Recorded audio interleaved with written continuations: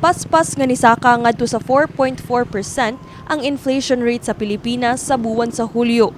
Base sa datos sa Philippine Statistics Authority, nga gikan sa 3.7% sa Hunyo, nisaka kini ngadto sa 4.4% sa buwan sa Hulyo.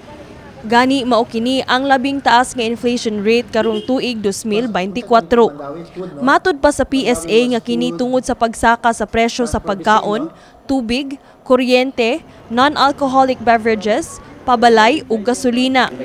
Apan giklaro ni Robert Barquilla, pangu sa Cebu City Market Operations Division, nga dili pa apektado ang dakbayan sa Sugbo sa maong pagsaka sa presyo sa mga palaliton. Sumala pa niya nga subsob ang ilang monitoring karon sa mga presyo sa merkado. Ipadayon na nato itong price monitoring sa market. So far, wala pa magkaayo ka-apekto ng 4.4% sa inflation sa Cebu City.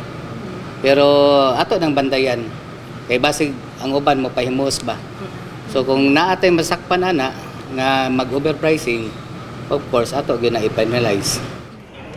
Apan sa atong pakighinabi sa mga konsumidor ug mamalitay sa carbon public market, nabati gyud nila ang pagsaka sa mga presyo sa ilang pang-adlaw-adlaw nga palaliton.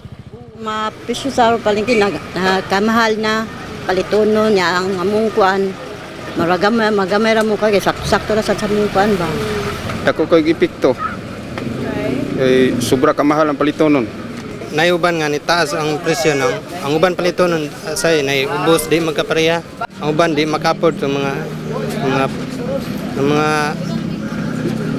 mga gastuonon nga mga kuan ba nga dagko.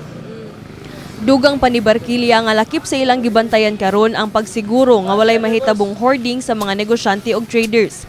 Gani padayon sabang ilang pagsakmit og mga limbungan ug depektosong timbangan sa mga merkado sa dakbayan.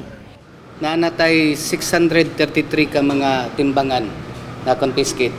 Nga ato na ay kuan paligsan na nato ato nang gubuon kay para dili na siya magamit. Di na marilyos gid ba. Kini si Queenie Holigon alang sa MyTV Cebu.